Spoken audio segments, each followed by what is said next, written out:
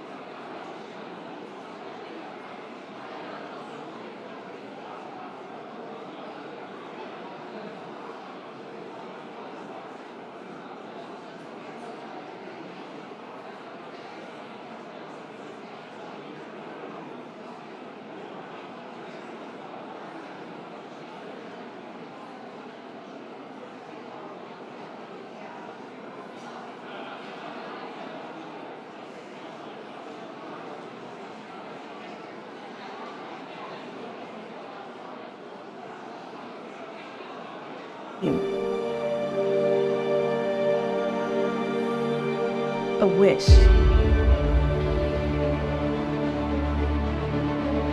It is through your determination and resilience that your dreams, your aspirations become a reality. Today is a celebration of this journey. The day you first discovered your passions. The instant you opened the door to your future. The challenges you overcame. The moment that you realized your hard work has gotten you here. Today, as you look around, remember a dedication to become the best version of who you were called to be. Our families, friends, and loved ones are all here to celebrate you, your gifts, your talents, and your fullest selves. We are forever Hoyas, together as people for others. Our horizons stretch beyond DC and the hilltop, ready to make an impact on the world. Class of 2023, it is time. It is our time. Hoya Saxa.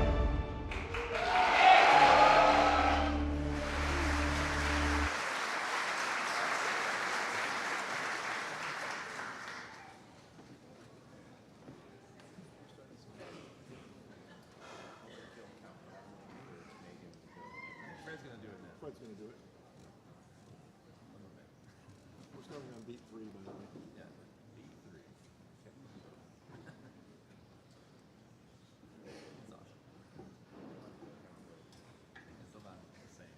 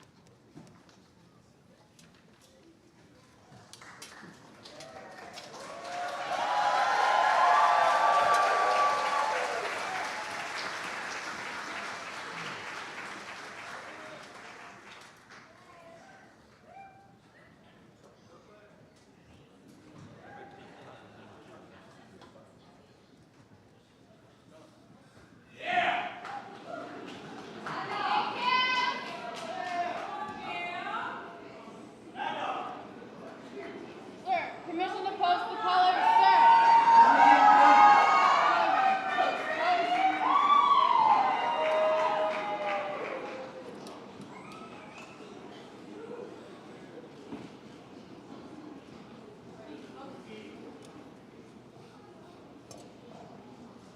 Ready, cut.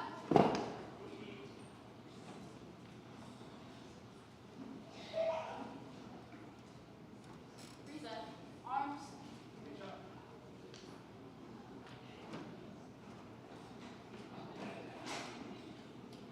Order. Arms.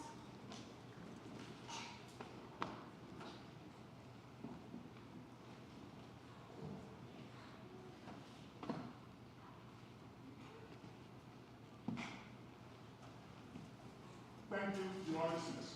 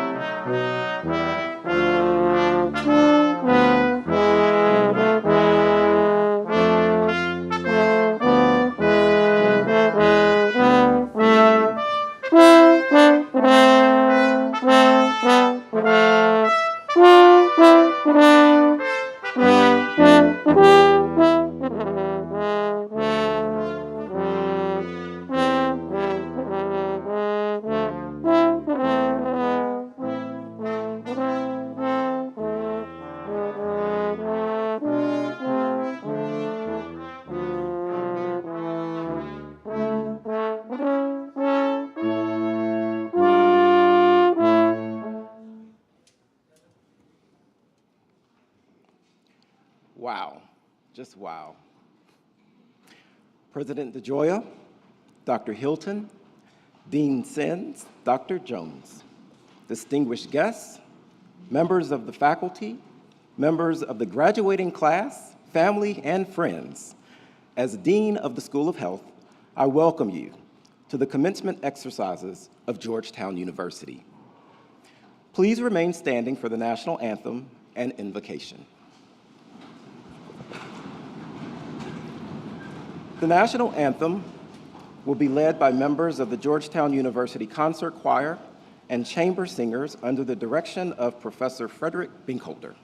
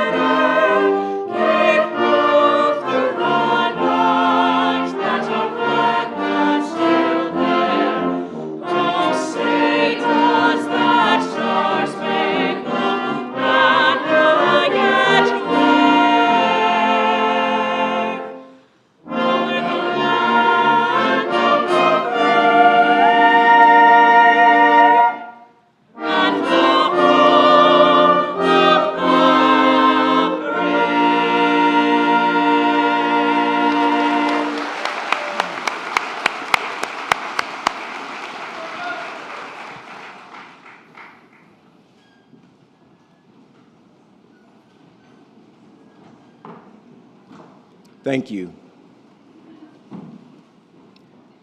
The invocation will be offered by the Reverend Jerry Hayes of the Society of Jesus and Superior of the Georgetown University Jesuit Community.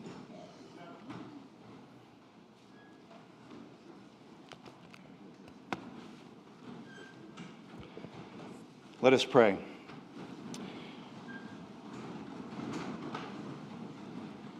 Gracious and loving Creator of us all, we ask your blessing upon these young men and women who we honor today for their achievements. We celebrate their capacity for creativity and for critical thinking and for focused effort. We are grateful that they and their families entrusted us, Georgetown's faculty and staff, to engage them intellectually, morally, and spiritually. Lord, thank you for their confidence to discover and explore new possibilities and the knowledge to discern what is right and good and just. Enable them to draw upon the wisdom and experience of yesterday as they respond to the questions and concerns of tomorrow. Bless and support our honored students as they continue to make a difference in the world and lead a life for the greater glory of God. Amen.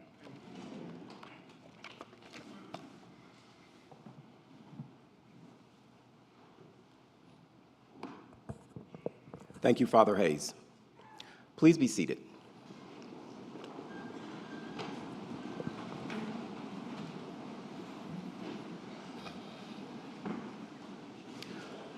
Our founder, Most Reverend John Carroll, first Archbishop of Baltimore and first Catholic bishop in the United States, took legal possession of land on our hilltop in 1789, and we mark that as our founding date. Our first student, the first North Carolina Congressman, William Gaston, arrived in 1791, though our first bachelor's degrees were not awarded until 1817. It was in 1815 that with enrollments passing the 100 mark, the college's president, Father John Grassi of the Society of Jesus, asked then Congressman Gaston to present a petition for a federal charter, a document that still today sanctions the academic business we do here. Georgetown's charter, the first federal charter in the history of the Republic, has the additional distinction of having been signed by President James Madison, the father of the United States Constitution. It is our custom to initiate academic ceremonies with a reading of that charter. And to discharge that offer, I am pleased to introduce Ms. Marie Matson, Secretary of the University.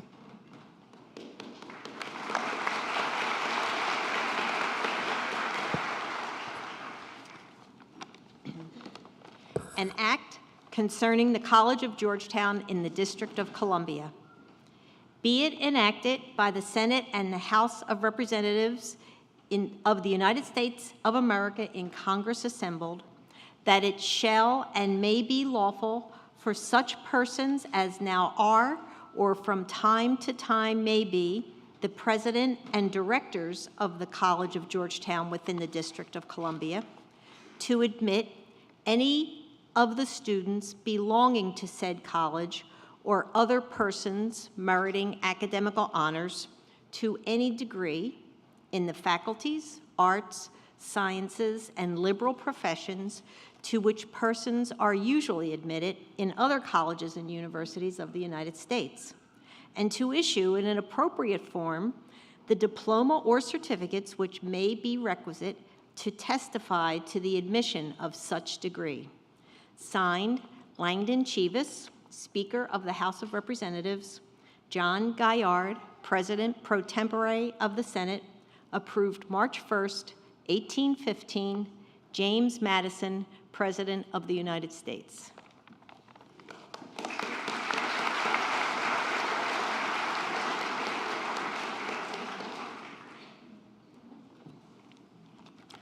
Thank you, Ms. Matson. Again, I welcome all of you on behalf of Georgetown University School of Health, and a hearty congratulations to each of our graduates, your families, and your devoted friends.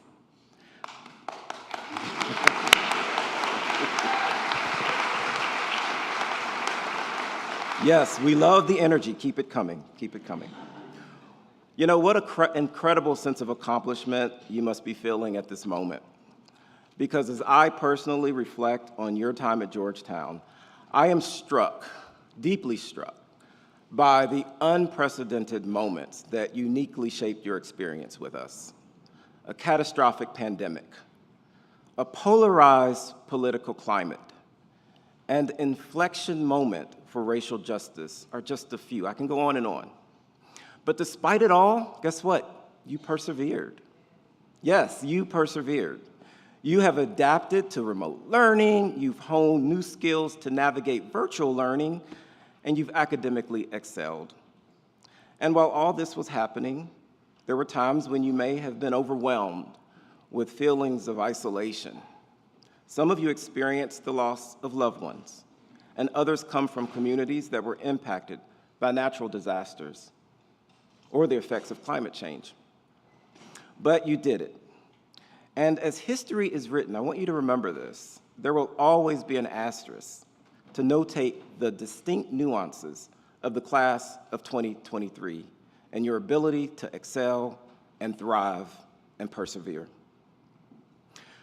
But on the other hand, we learned so much, right? As tragic as the pandemic was or is, it was a perfect case study for understanding how social, how economic, and political forces shape health. This is what we talk about at the School of Health. Now that we are on the other side of the wave, this is the time, my friends, for us to mobilize. It is time for us to do better.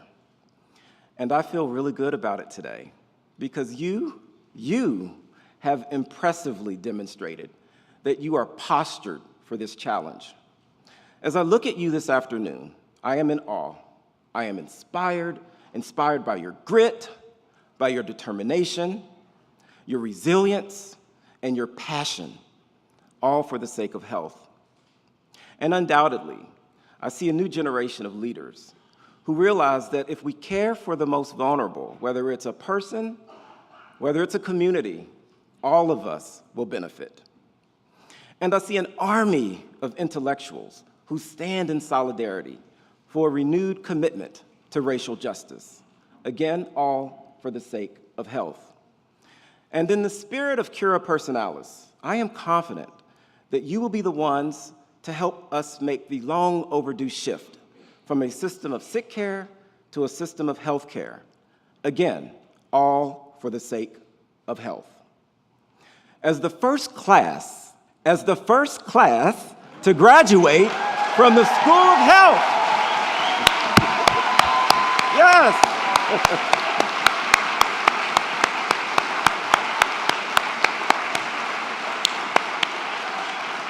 The pressure is on, right? But we know you will make us proud. You already have. All of us on this stage. We are your biggest fans. We are rooting for you, and we are so thankful to have a small role in your big story. You, my friends, you give us purpose. Congratulations to each and every one of you. The world is waiting.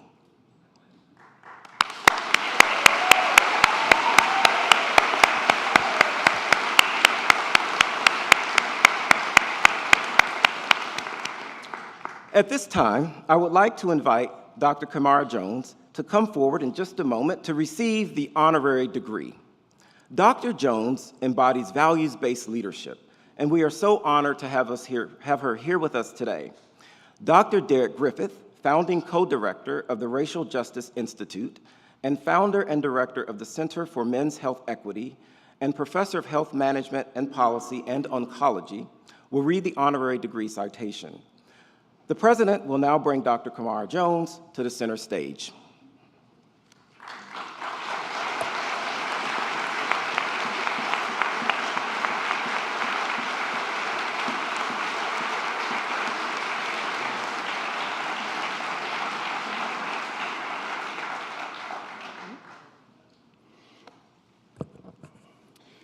Today, Georgetown recognizes Dr. Kamara Phyllis Jones, a global role model, recognized for her work as a family physician, epidemiologist, and anti-racism thought leader and activist. Dr. Jones is widely known for her groundbreaking work on naming, measuring, and addressing the impacts of racism on the health and well-being of our nation and the world. Dr. Jones is currently a Leverhulme visiting professor in global health and social medicine at King's College London, as well as an adjunct professor at the Rollins School of Public Health at Emory University, and a senior fellow and adjunct associate professor at the Morehouse School of Medicine. As the president of the American Public Health Association, she launched a national campaign against racism aimed to inspire and equip all communities to engage in sustained anti-racism work with 3 tasks: name racism, ask how racism is operating here, and organize and strategize to act. Her work catalyzed what are now more than 260 declarations by local jurisdictions across 41 states and the District of Columbia that racism is a public health crisis. Dr. Jones taught for 6 years at the Harvard School of Public Health and served 14 years at the U.S. Centers for Disease Control and Prevention. She is a past Evelyn Green Davis Fellow at the Radcliffe Institute for Advancing Study at Harvard University, Presidential Visiting Fellow at the Yale School of Medicine, and Presidential Chair at the University of California, San Francisco. Dr. Jones is an elected member of both the National Academy of Medicine, considered one of the highest honors in the fields of health and medicine, and of the American Academy of Arts and Sciences, honoring excellence in leadership across disciplines. Her additional numerous awards include the Stanford University's President's Award for the Advancement of the Common Good in 2022, for her profound empathy, tireless dedication, and extraordinary leadership in a lifetime of research and advocacy. The Wellesley Alumni Achievement Award in 2018, Wellesley College's highest honor for alumni who have brought honor to themselves and to Wellesley College through their outstanding achievement. The John Snow Award from the American Public Health Association Epidemiology Section in 2011, in recognition of enduring contributions to public health through epidemiologic methods and practice, and awards named after luminaries David Satcher, Hildreth A. Poindexter, Paul Corneli, Shirley Nathan Pulliam, Louis Stokes, Francis Warden Hubbard, and Cato T. Lorenzen. Dr. Jones' dedication to a career of distinguished leadership is an exemplar of our institutional aims, inspiring our community to advance our collective work to combat racism and achieve health equity.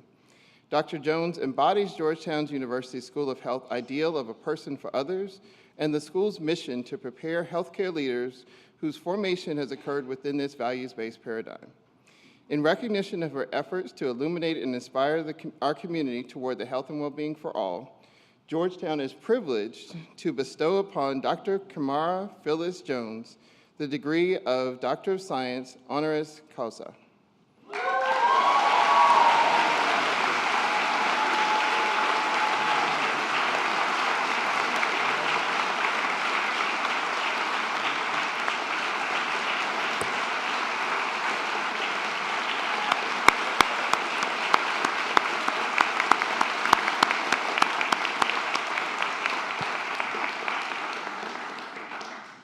By virtue of the authority vested in me by the Congress of the United States and by the Board of Directors of Georgetown University, I officially confer upon Kamara Jones the degree of Doctor of Science, honoris causa.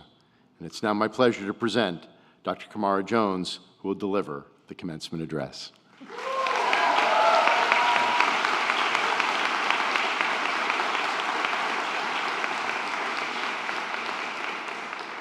Well, hello, graduates. Congratulations. This is all about you. So I just want to start out by saying, woo, you made it.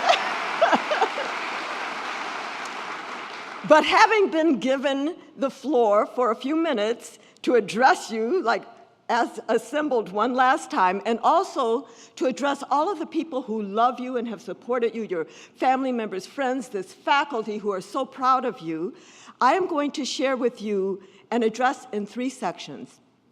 The first 2 are for everybody assembled, and that's going to be to share one of my allegories on race and racism, one of the teaching stories that has enabled me to go across this nation and indeed around the world and help people understand one of 4 key messages, actually all of them. There are 4 key messages when we name racism: that racism exists, that racism is a system, that racism saps the strength of the whole society, and that, yes, we can act to dismantle racism.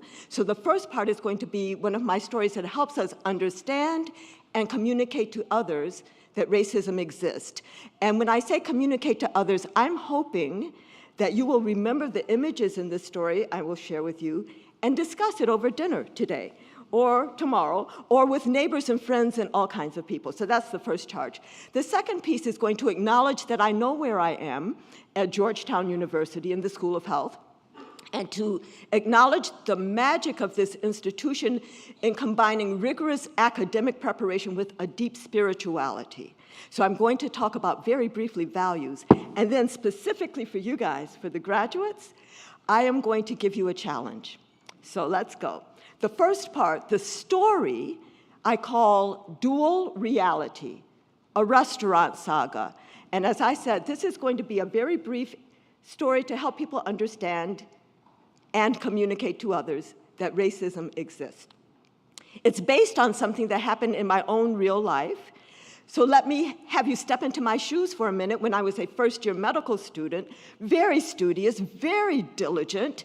And so on a particular Saturday, like today, I woke up early, and what did I do? I hit the books and hit them hard. I was nose in. I'm going to have to take my cap off because it keeps falling. So I hope this is nice. Okay, anyway.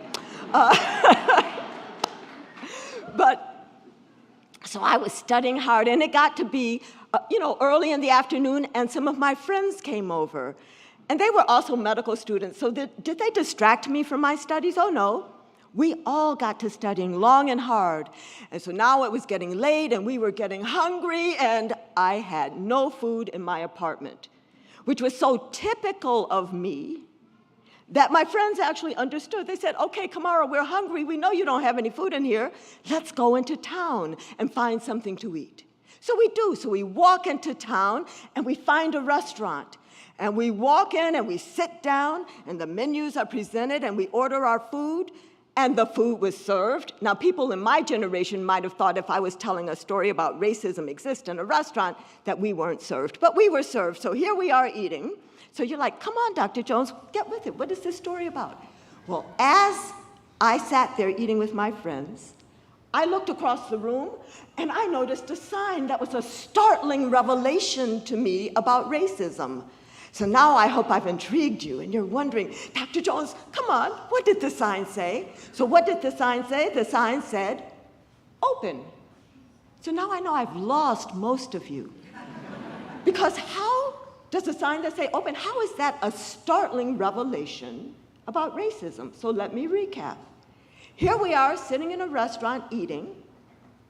I look up, I see a sign that says open, thinking no more about it. I assume other hungry people can walk in, sit down, order their food and eat.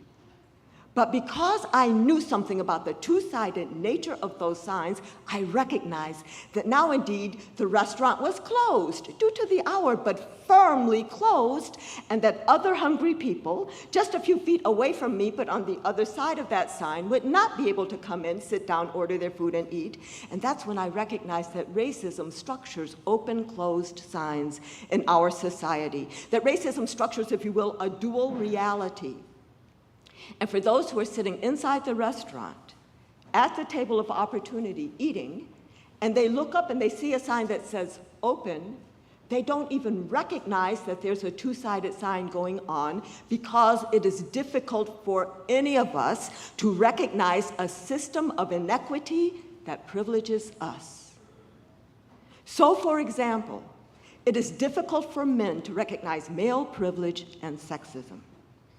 It is difficult for white Americans to recognize white privilege and racism. It is difficult for all Americans to recognize our American privilege in the global context, even though, especially during the early parts of the COVID pandemic, we were living it so large with how much of the global supply of COVID vaccine we were sequestering in our nation. Now, those on the outside are very well aware that there's a two-sided sign going on because it proclaims closed to them, but they can look through the window and see people inside eating. So back inside the restaurant, to those who ask, is there really a two-sided sign? Does racism really exist? I say, I know it's hard for you to know when you only see open. In fact, that's part of your privilege, not to have to know. But once you do know, you can choose to act. It's not a scary thing to name racism. It's actually an empowering thing to name racism.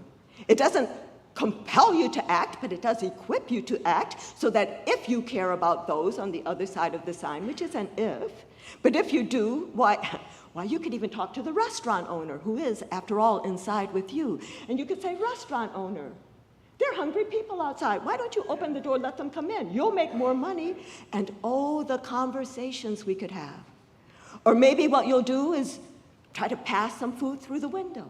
Or maybe you try to tear down the sign or break through the door. But at least what you won't be doing is sitting back saying, wonder why those people don't just come on in and sit down and eat. Because you'll understand something about the two-sided nature of that sign that proclaims open to you. So when I have about 5 minutes to share an image and a story that helps us understand that, yes, racism exists, it's structuring two-sided or multi-sided signs, it's creating a dual or multifaceted reality, this is the story that I tell. And actually, on 2 separate occasions in the past, I have sparked 3-hour-long conversations, twice, with the following question. How could people who were born inside the restaurant know something about the two-sided nature of that sign? And each time, it was a 3-hour conversation because there are many, many ways to know. I will say that I am kind of heartened that more people who were born inside the restaurant and just 3 years ago might have been sitting inside eating and saying, well, what are those people outside saying? Black lives matter. Don't they know all lives matter? More of those people are now actually affirming, yes, Black lives matter. More people born inside the restaurant are now saying the word racism, putting together the phrases structural racism, systemic racism. And this is important, but here is my warning. As necessary as it is for us to name racism, to say the whole word, because we must name a problem in order to get started on the solution. But as important as that is, if all we do is say the word racism, put something on our institutional web pages, Facebook if you're that old, or tweet something out, Instagram, whatever, if that's all we do, then my warning is that 6 months from today, we who have been naming racism may forget why we said that word, because racism denial is so staunchly held in our society, and it's so seductive that we may fall into what I describe as the sleepiness, the somnolence of racism denial. So we must go beyond naming racism to action, which means that we need to tear down that sign. But of course, racism is not just a sign. It's the door, it's the lock. There's a whole system going on. We need to dismantle the lock, take the door off the hinges, because once we start acting, we will not forget why we are acting. So that is the first part. That is my story, dual reality. I hope you at least remember the image. And I suggest that, when you grow tired of hugging and kissing and eating and throwing up stuff and whatever, that you talk about that today, tomorrow, sometime. The second part, though, recognizing that there are many people in this country and in this world who value comfort, and recognizing that there are many people in this country and in this world who value social justice, and further recognizing that in the current status quo, valuing comfort and valuing social justice are at opposite ends of a value system. I'm not saying that you can't be comfortable while you work on social justice, but if valuing comfort, especially your comfort, is what guides you, that will never be about social justice unless you expand the we to be all of us, right? So there is this tension. And I have come to understand that those who value comfort are very much like those who were born inside the restaurant, sitting at the table of opportunity eating. They are benefited by the status quo. They value comfort because they're comfortable in the status quo. They often don't even ask, why aren't other people coming in the restaurant? They may not even notice that. They're so, overjoyed with the food and their company. They certainly don't want to examine the sign that proclaims open to them to see, is it really a two-sided sign? They may have heard some talk about that, but we in this nation are passing laws across the nation to ban the examination of history, to racism, social justice, equity, all of these things. People who value comfort don't even believe that an outsider could ever add anything to their conversation, right? They aren't interested in what the outsiders are saying. They're not even trying to find out. And maybe they say, well, there's this thing about political correctness. We need to hire an outsider, bring them in, invite them to our table. But they're doing that just because they want to have politically correct pictures. They do not recognize that those outsiders, the people who are outside the restaurant, bring genius and creativity and insight and different experiences and the like. The people who value comfort don't even wonder how the food that they're eating got there. They don't recognize that the people who are outside and can't come in and eat are the ones who have grown the food, transported the food around to the kitchen, cooking the food, serving it, but cannot sit and eat. And finally, people who value comfort very jealously guard their seats inside the restaurant. They guard their privilege, which they don't even recognize as privilege, but interpret as entitlement. Now, those who value social justice because they know two things. They know that there's a two-sided sign going on. Many of them know that because they have been born outside, and they have seen that the sign says closed, but can look through the window and see people inside eating. They also know that the operation of that two-sided sign saps the strength of the whole society. I am not suggesting that the circumstances of our birth completely consign us to one value system or another. I am very clear on that. And there are people who have been born inside the restaurant who wonder, why aren't other people coming in? Who ask, what are those people saying? Who make their way outside the restaurant and then find themselves experiencing our common humanity on the other side of town, on the other side of that sign. And many of you all as students here at Georgetown are in that number. There are also people who have been born outside the restaurant, who through dint of hard work and lots of degrees, me, MD, MPH, PhD, make their way inside the restaurant, but sometimes we are made to promise that we will never talk about the two-sided nature of the sign. That's a high price to pay. And often when we get inside, we are placed, we're placed near the window so the other outsiders can see us, and sometimes we use that position near the window to put our foot in the door to make it easier for others to come in, but sometimes we are the worst gatekeepers fortifying the locks. We could have a big conversation about all of that imagery too. We don't have time for that. But what I must say is that, especially for all of us in the room, but now I'm starting to hone in onto the graduates, we need more of us to shift from valuing comfort to valuing social justice, even as we recognize that valuing social justice will not always, or maybe ever in the current status quo, be comfortable. So that's part 2. Part 3 is my charge to you guys, the graduates. And are there graduates up here, or all of you guys are right in here? Right here. Good. Because I don't want to miss anybody. I'm trying to catch people's eyes, and I don't want to miss any of you all. My challenge to you are what I describe as my 4 BCs, the letter B, the letter C, my 4 BCs, which are habits of mind for social justice warriors. What are they? They are be courageous, be curious, be collective, and build community.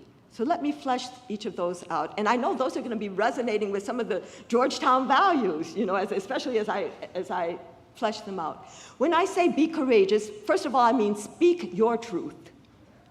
Be unafraid of controversy, embrace challenge. And when I say embrace challenge, what I mean is if somebody asks you to be the student speaker for something, or to try to apply for that position, and you're like, oh, I don't know, say yes. Now, if somebody asks you to do drugs or jump off a cliff, say no, right? But if somebody asks you to do something and you're like, oh, I don't know if I'm ready, say yes, because they would not have asked you to do that thing unless they already had confidence that you could be successful. And when you embrace challenge and then you do succeed, you learn something more about your own capacity, right? And so that's how you build your understanding of your power. And so the last thing in terms of be courageous is know that for each of us, the edge of our comfort is actually our growing edge. So if I make people uncomfortable sometimes talking about racism, I used to apologize. I say, I'm not trying to make anybody uncomfortable. I'll tell you another story. I don't apologize anymore. I say, if you feel uncomfortable acknowledging that racism exists, racism is a system, racism saps the strength of the whole society, and that we can act to dismantle racism, I want you to lean into that discomfort by reading more, reading history, talking to strangers, going across town, all of that. So that's the first one, be courageous. The second is be curious. So ask why when you see something or somebody told you. And then ask why again, and ask why again, and ask what I describe as serial whys, right? So that you can not be satisfied with superficial explanations, but actually identify root causes. When I say be curious, I mean read widely and especially read history, because we in this nation are ahistorical. We act as if the present were disconnected from the past, and as if the current distribution of advantage and disadvantage were just a happenstance. I want you to not only read history, but stay woke. That's a bad term, but stay woke in the present and walk in wonder, because every person has something to teach each one of us. So walk and wonder, what is this person offering to me that I can learn? And when I say be curious, learn more than one language, and travel as much as you can across the world, yes, but especially across town. So be curious. The third BC is be collective. By this, I mean care about the whole. So share your time, your energy, your passions, your insights, your stuff with other people.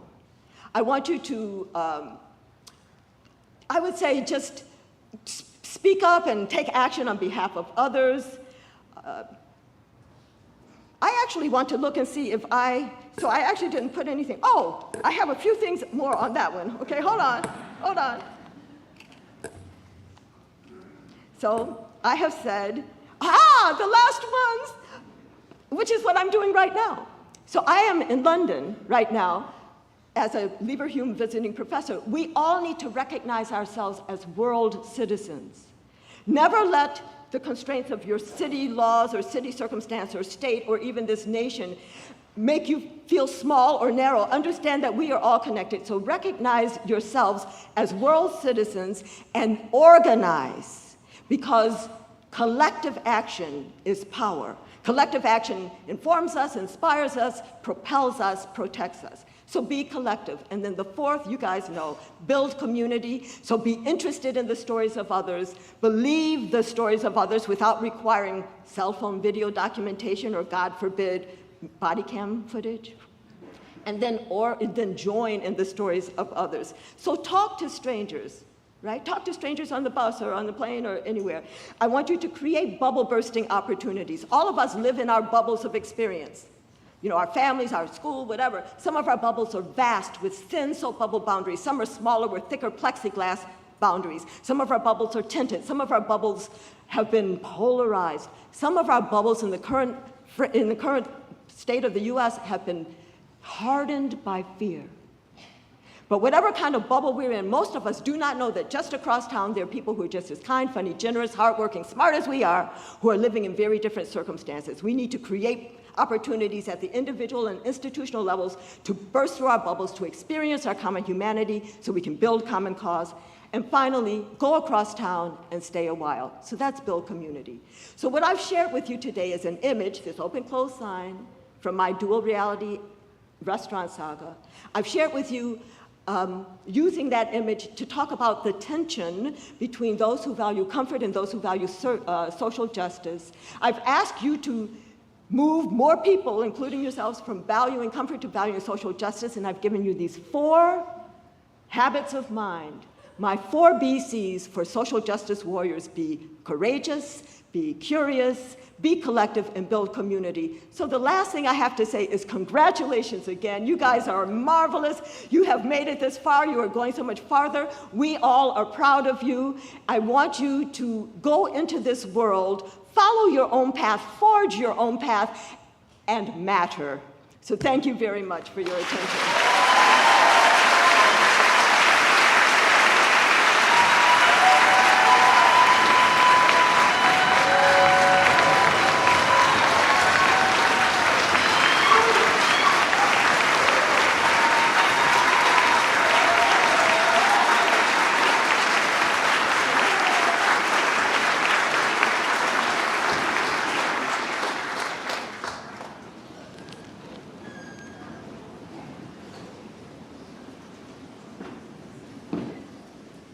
Wow, right? Wow. Once again, thank you, Dr. Jones.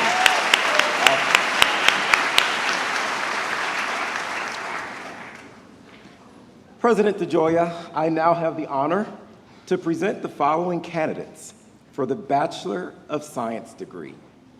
Dr. Ted Nelson, Associate Professor of the Department of Human Science, will read the names of the candidates. Dr. Jan LaRock, Associate Professor in the Department of Human Science and Vice Chair of the Executive Faculty, will assist me with the presentation of the diploma scrolls. Students will receive their baccalaureate hoods from representatives of our departments: Dr. John Kramer, Health Management and Policy, Dr. Pablo Irusa, Human Science, and Dr. Jennifer Bowie, Global Health.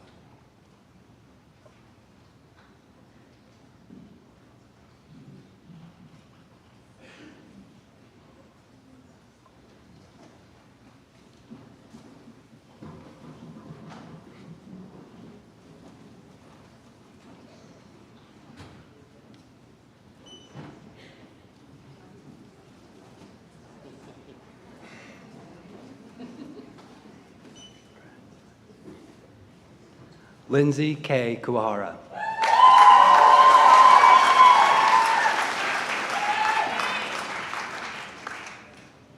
Alexandra Eva Switek.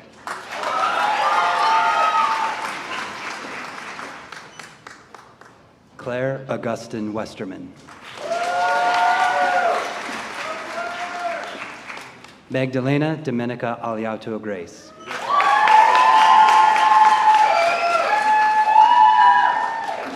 Jessica Cecilia Amaya Zuniga.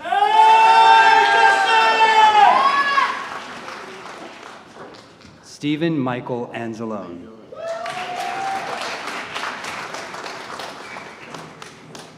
Daniel M. Ashat.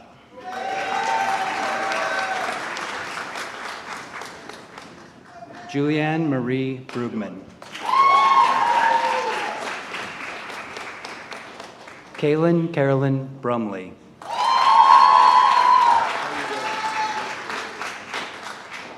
Karan Bedwala.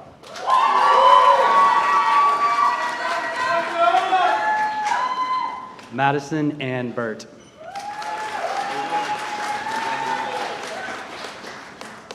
Justin Francis Tablong Bustamante.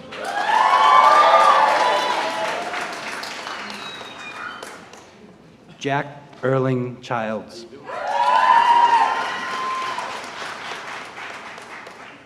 Elijah Nathaniel Dean Chews.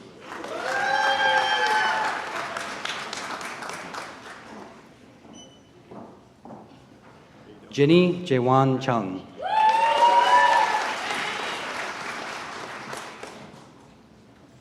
Turner Costa Clark.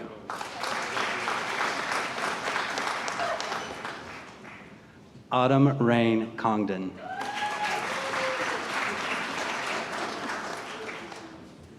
Yuki Jack Chui.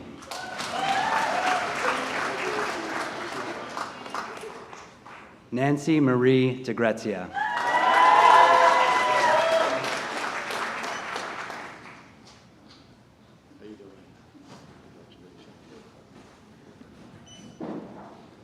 Malcolm Alston Delfish.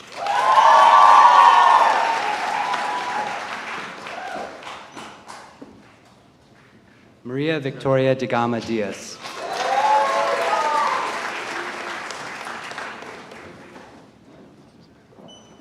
Thomas Henry Dio.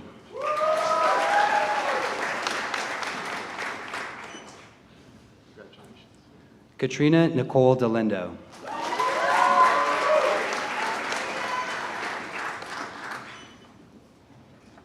Abby Grace Donnelly.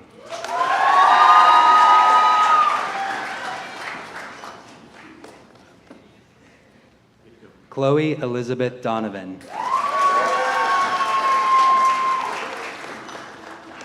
Nicole N. Finstra.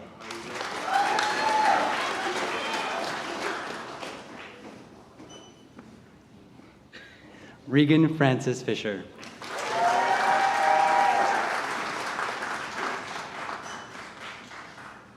Hannah Kamei Falau.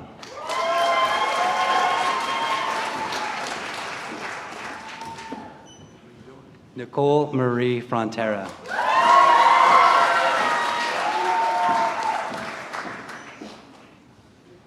Maya Gabby.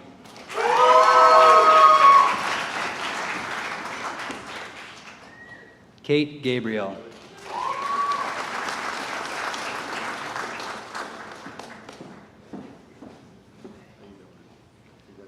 Emily Janokover.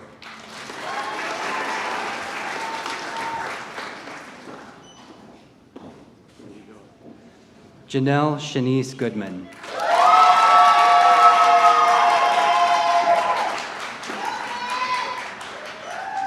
Elizabeth Lee Graham.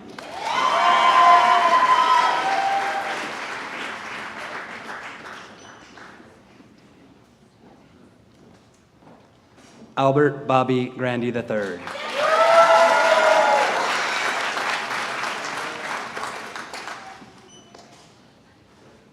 Lyric Angeli Len Harris.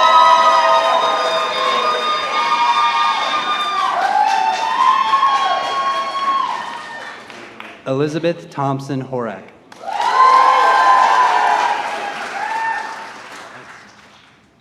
Thomas Brian Joyce.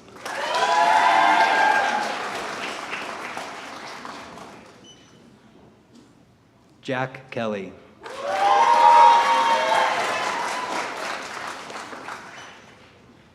Jiyun Stella Kim.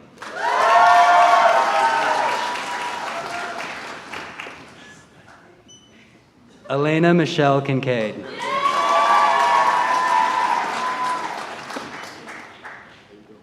Christina Jinli Kanapsky.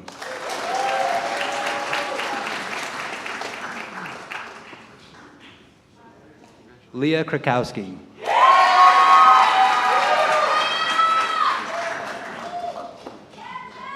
Anisha Gayarthri Kumar.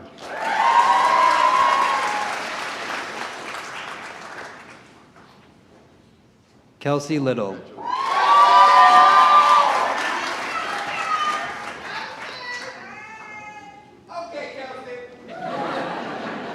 Yushun Liu.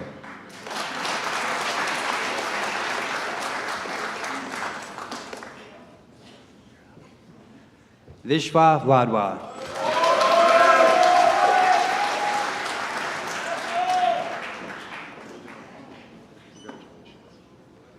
Peyton Elise Yee.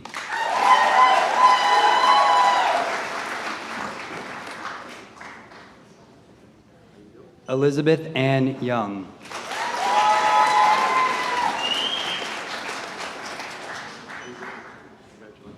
Mia McAvoy Young.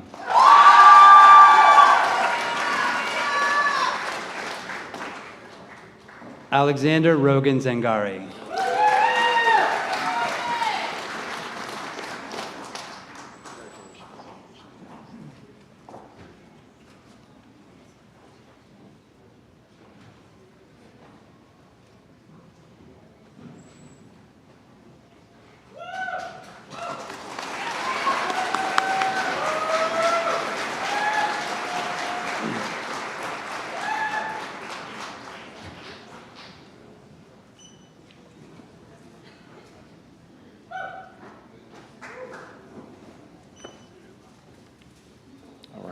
We've still got undergrads to go.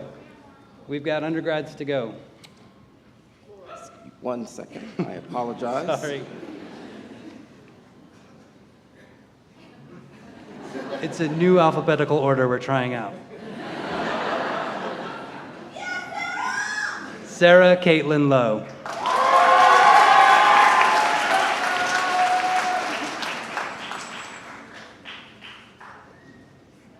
Doha Walid Mati.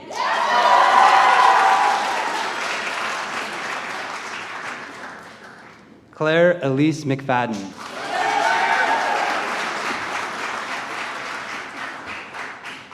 Jace Yurong May.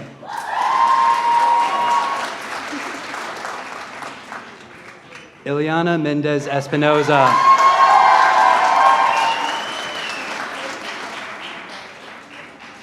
Samantha Brooke Milligan.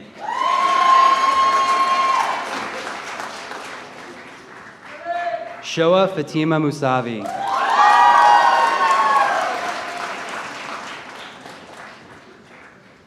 Ellen Mackenzie Naughton.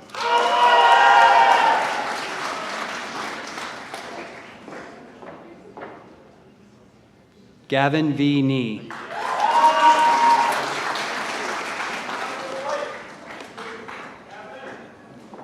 Rachel Moore Newman. Anna Sheave Normand.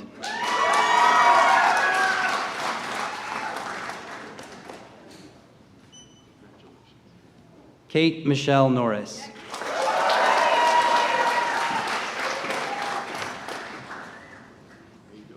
Bella Maria Ortega.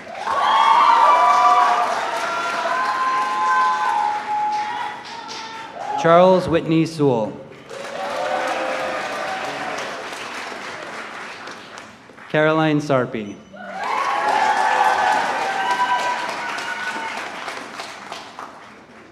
Grace Megumi Sonder.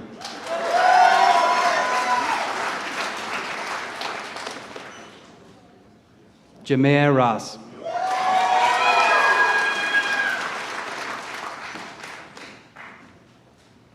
Jacqueline Rosas Torres.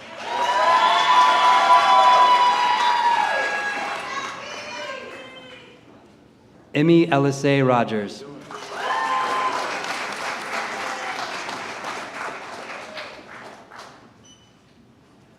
Josephine Claire Reed.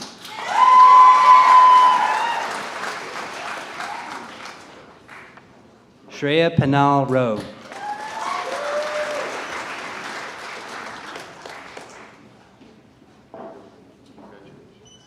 Gautam Shyam Pillai.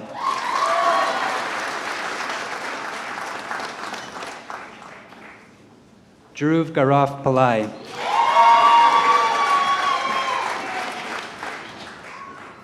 Riona Karishma Pereira.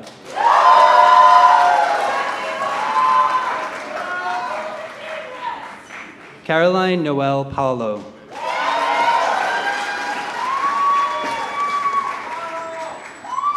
Mira A. Purik.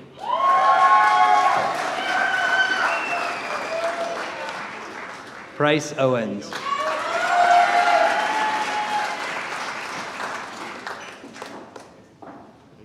Gianna Ortiz.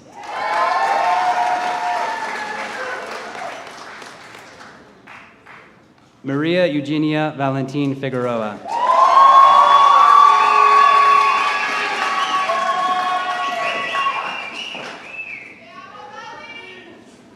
Claire Rose Follett Trevithick.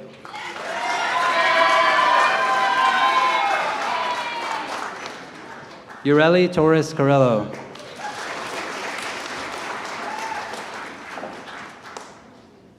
Samuel James Chachonsky.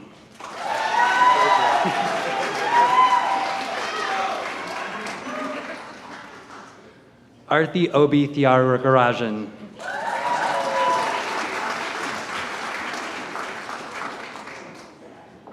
Claire Lorette Thaberge.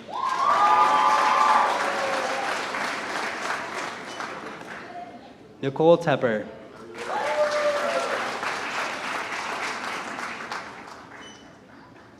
Serena Tajudin.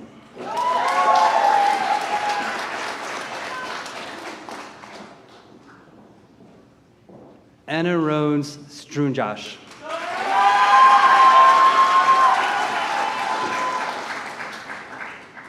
Jose Soto Aguilar.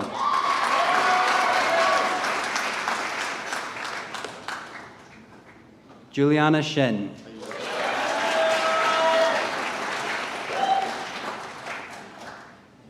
Brittany Shaw.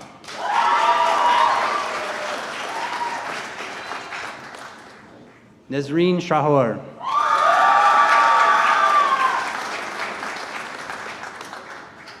Leanne Shahor.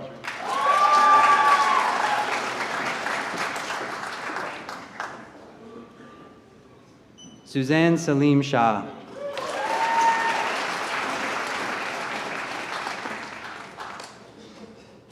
Isabel Vlahakis.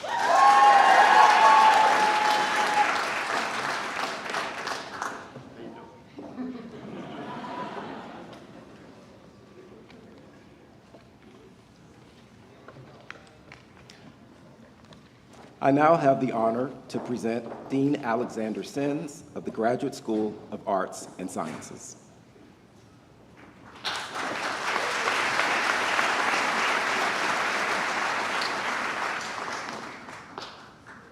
On behalf of the Graduate School of Arts and Sciences, let me offer my congratulations to all the graduates.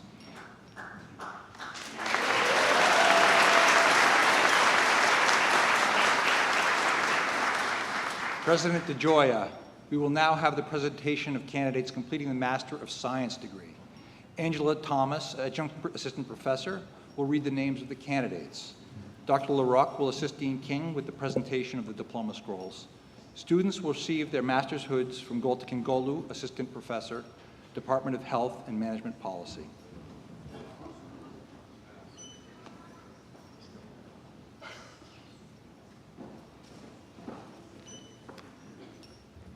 Navina Persuade Cater.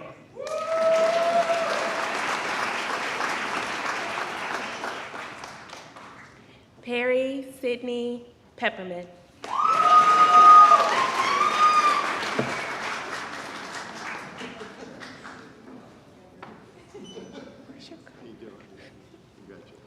Himangi Kulshrestha.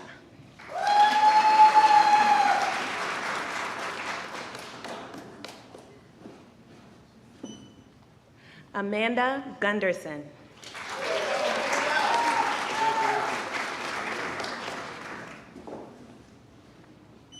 Michael Edward Gottinger.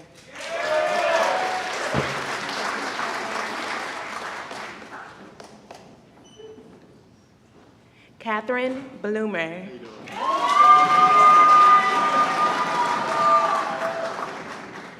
Sydney Marshall Ferguson.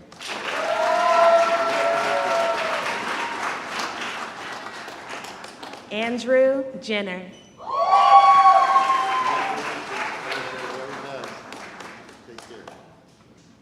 Leah Potter.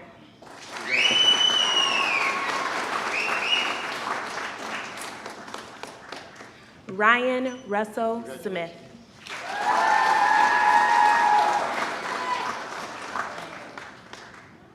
Jay Vora.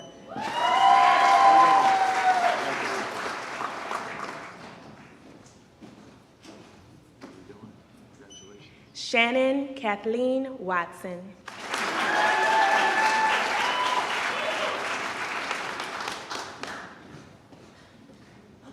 Matt Wilbur.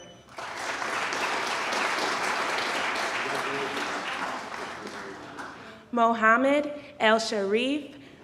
Mohammed El Sharif.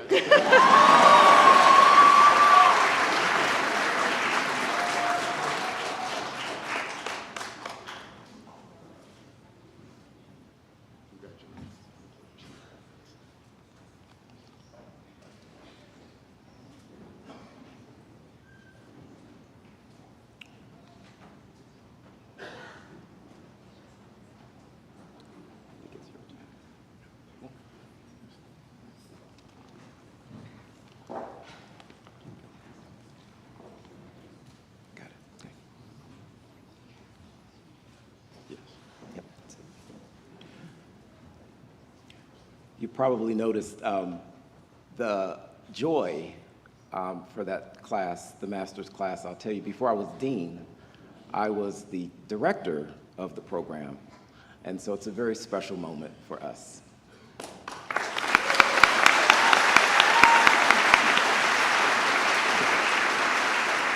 So will the master's students in the class of 2023 please stand? President DeGioia, I have the honor to present to you the aforementioned candidates for the degree of Master of Science. These students have been duly examined and recommended by the faculty and approved by the Board of Directors. I therefore ask that you bestow on them the degrees in course.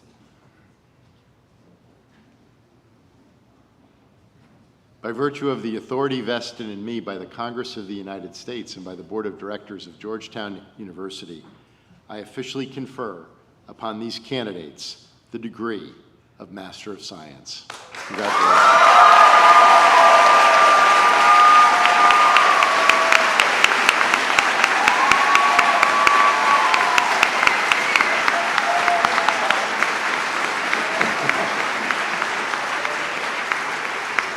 Congratulations to all of you. Will the bachelor's students in the class of 2023 please stand?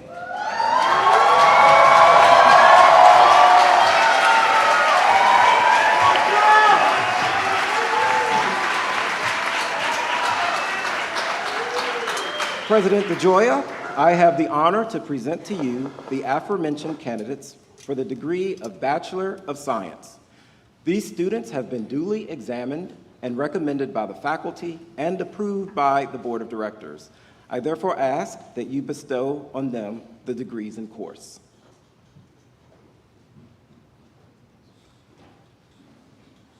By virtue of the authority vested in me by the Congress of the United States and by the Board of Directors of Georgetown University, I officially confer upon these candidates the degree of Bachelor of Science. Congratulations.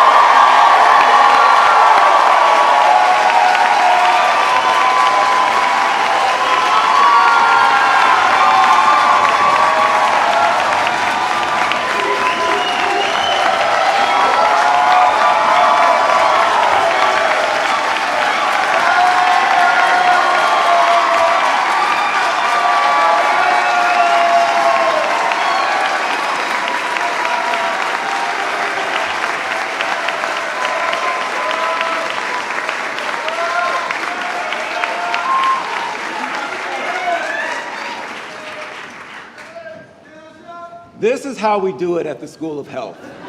Congratulations, congratulations. At this point, I'd like to, you can be seated.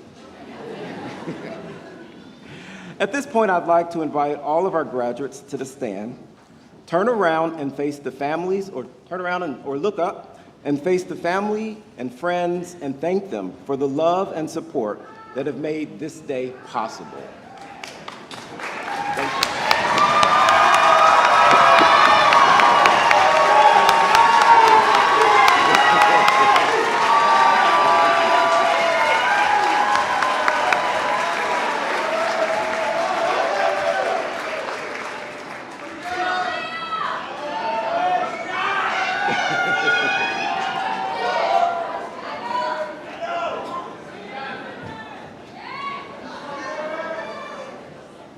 Like I said, it has been a rough, challenging 4 years, and all of the excitement is so justified.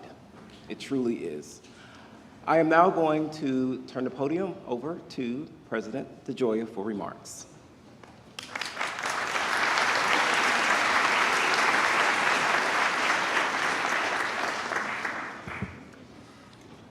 Good afternoon, everyone. What a special day. This day of celebration. Each of you has earned your place among graduates of Georgetown University. This is a day of new beginnings. We begin a new chapter in health education at Georgetown by welcoming you as the first graduates of this school.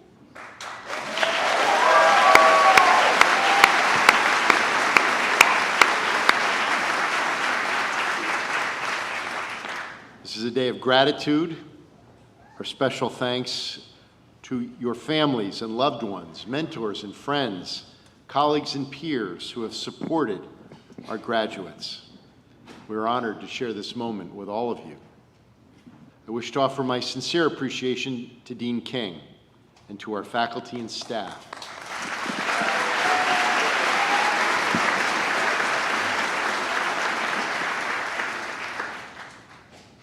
For all of their efforts to support and guide our graduates to this milestone. These colleagues, many seated behind me, have demonstrated extraordinary care and commitment to teaching and mentorship, to research and scholarship, and to supporting a vibrant and diverse community. To our faculty and staff, thank you for your many contributions every day that have made this day possible. Our ceremony is made that much more special with the reflections of our speaker.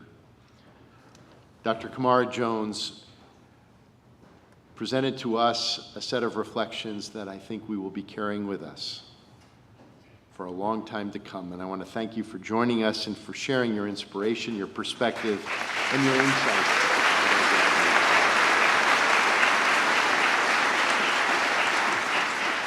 To the class of 2023, congratulations.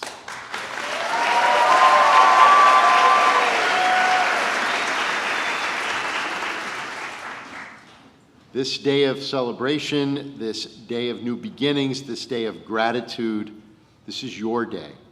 So much has been asked of you over these past few years. You have forged community during the most difficult of circumstances. You have faced challenges that none of us could have imagined only a few years ago. You've gained knowledge and experience, a deeper understanding of yourself and our world. Your hard work, your dedication, your commitment to service and to the common good, everything that you've done at Georgetown has brought you to this moment. As members of this community, we have been shaped by a way of life. Our experience is animated by a tradition of learning, engagement, and service.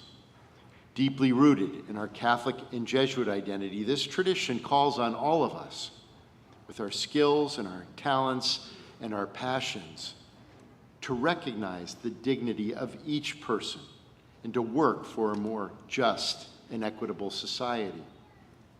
50 years ago this summer, in July 1973, Father Pedro Arrupe offered an address in Valencia, Spain, to a group of Jesuit alumni on the goals of Jesuit education.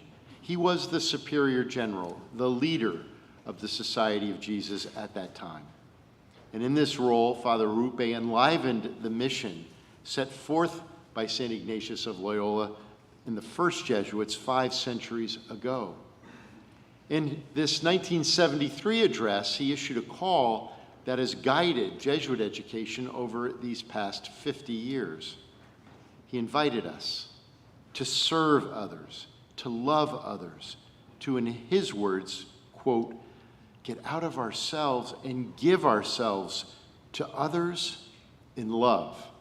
Love, which is our definitive and all-embracing dimension, that which gives meaning to all our other dimensions. Educating students in service to others, he said, was the paramount objective of Jesuit education. There's a distinct resonance between Father Arupe's words with his life and with your chosen vocations. He was also a healer. Before he joined the Society of Jesus, in the late 1920s, he pursued a medical education.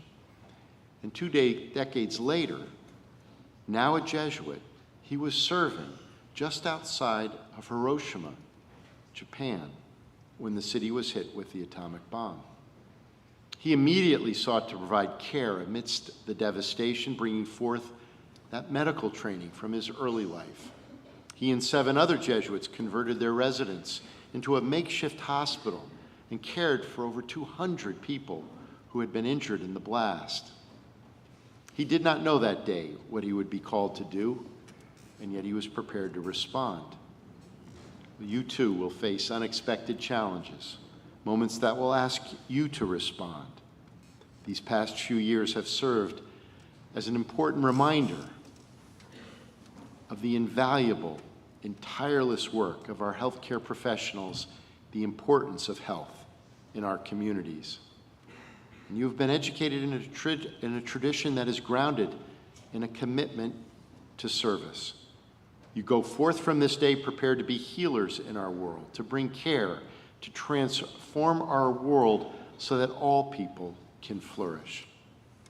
After these years at Georgetown and your work with our faculty and with your classmates and your research and your service and in the various areas of work that you have pursued, you have prepared yourself for this future. Today you bring this preparation with you to bring your education and your understanding of health out into the world, into all that you do. When you arrived here, you embarked on a journey, one that now continues beyond this place and beyond this moment. As you enter the next stages of your journeys, you do so not only with the knowledge that you have learned, but also the values that have shaped your lives and the character that you have forged. All of you are prepared to bring your talents, your knowledge, your compassion, your imagination in service to our world. We're so deeply grateful to you all for all the contributions that you've made to this community, and we look forward to the ways that your leadership and service will contribute to the common good of the communities in which you will participate as you now move forward. It is a privilege for all of us to be here with you, to recognize this important milestone in your lives and the beginning of the next step on your journeys. And now with this commencement, you embark on another special time in your lives. This is your time, and we are honored to share this moment with you. To the class of 2023, congratulations.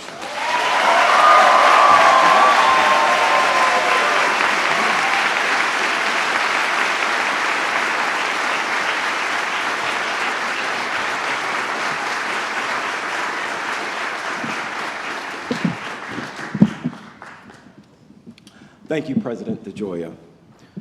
Please stand for the singing of the alma mater, which will be again led by the members of the Georgetown University Concert Choir and Chamber Singers. The alma mater is located in the back of the commencement program book. Remain standing for the benediction, which will be offered by Sister Celeste, Catholic chaplain for the School of Health.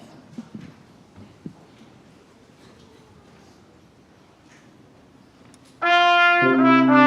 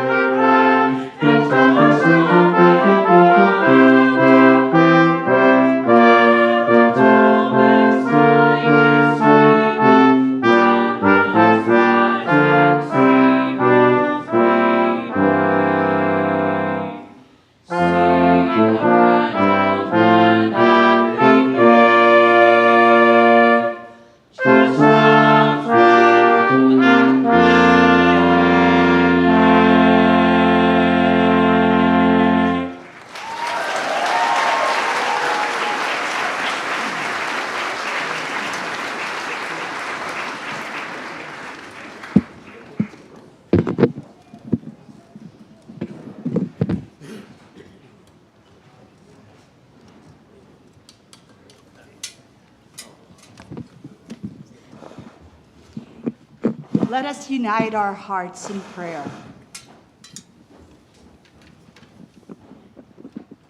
God of all our desires and all our possibilities, you have brought us to this moment, both exhilarating and bittersweet, triumphant yet rising out of labor to reach this celebratory goal. We bring all that we are, both gifts and limitations, and offer all to your transforming grace. Send us forth, O God, as sparks of fire and warriors of goodness to a world that awaits, for us to be people for others, to tear down borders and put need before greed, to sow unity in our every word and action. The world awaits. For us to build community and diversity, to nourish the soil and care for our common home, to work for justice and health equity for all. The world awaits. A world yearning to be at one with itself. Oh God, bless these graduates as they embark on this new step in their life's journey. Empower them to stay true to their dreams for your greater glory, guided by your light, so that they may use their talents, their experience, their values, in the words of St. Ignatius Loyola, to go forth and set the world on fire. This world awaits you and all that you will become. And to this we say, Amen.